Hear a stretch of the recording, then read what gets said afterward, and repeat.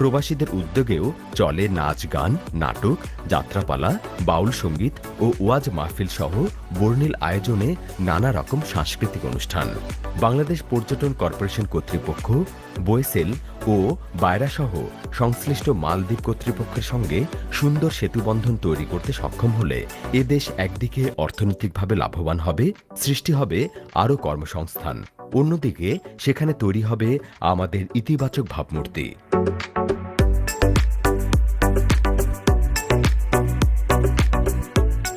প্রকৃতির সঙ্গে যুদ্ধ করে বাঁচতে শিখেছে মালদ্বীপ, আর সেই মালদ্বীপের অর্থনীতিতে গুরুত্বপূর্ণ অবদান রেখে চলেছেন বাংলাদেশি কর্মীরা।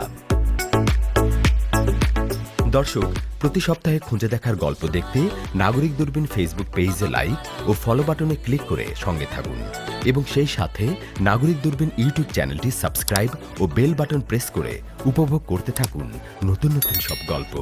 এছাড়া আপনার মতামত পরামর্শ জানাতে কিংবা আপনার আশেপাশের কোনো গল্প নাগরিক দূরবীনে তুলে ধরতে স্ক্রিনে দেখানো মেইল অ্যাড্রেসে আমাদের লিখুন।